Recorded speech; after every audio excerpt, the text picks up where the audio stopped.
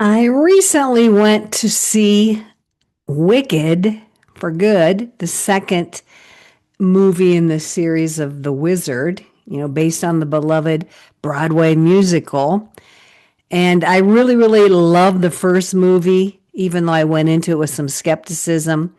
But I could hardly wait for, the next one, which I had to wait a year on. But I went this time with my two grandkids and mom and dad, their mom and dad. So we had like a little family date going on. And I know I loved watching their excitement prior to the movie. I don't know what happened during the movie because I was not sitting real close to them, but I'm pretty sure that they didn't really catch the deeper storyline that was woven through this second film as well as the first film. But I caught it, and it really didn't land in a way that I expected. Like it was just a different experience for me.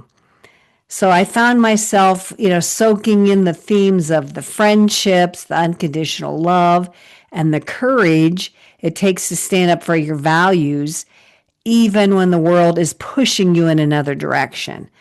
So I'm getting all of this from this second movie.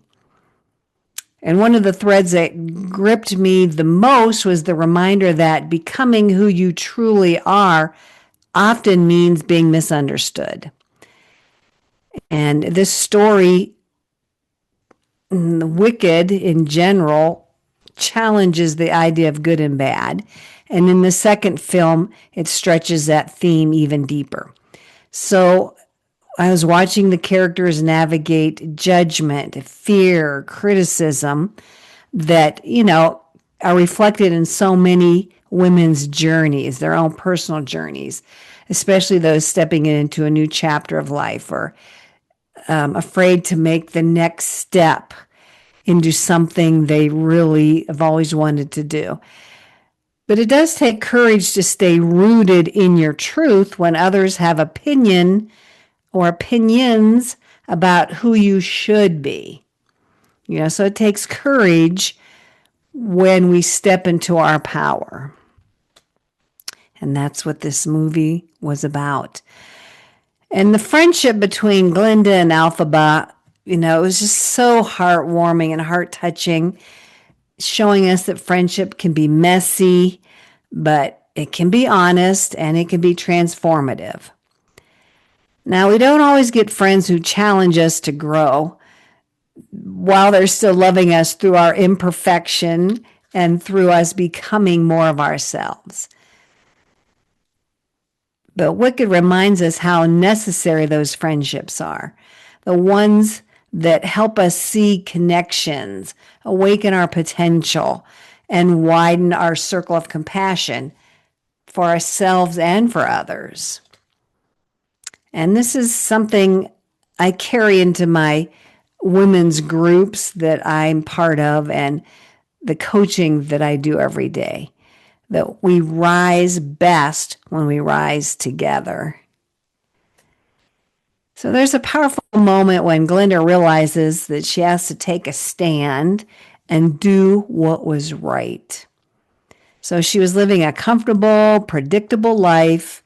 She was admired, adored, secure, but there came a moment when she knew she had to choose integrity over comfort, over acceptance, over consciousness. Comfort over consciousness was simply no longer an option. And that moment really struck me deeply. There was actually a song right then.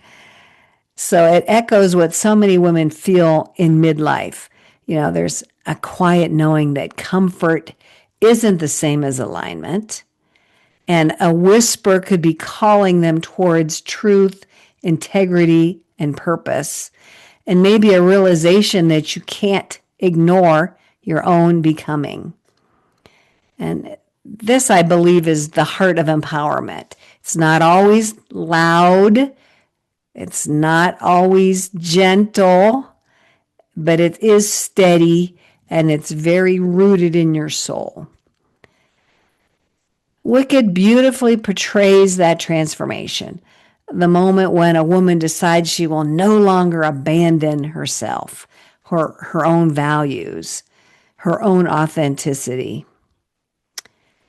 So by the time the end of the movie rolled around, I felt inspired, emotional, reflective, and grateful for stories that remind us of who we are or who we might want to be. Stories of courage, stories of standing tall in our values, stories of choosing integrity over approval, stories of becoming who we were always meant to be. And honestly, I'm glad I shared this movie with my grandkids, even if they don't fully understand it yet.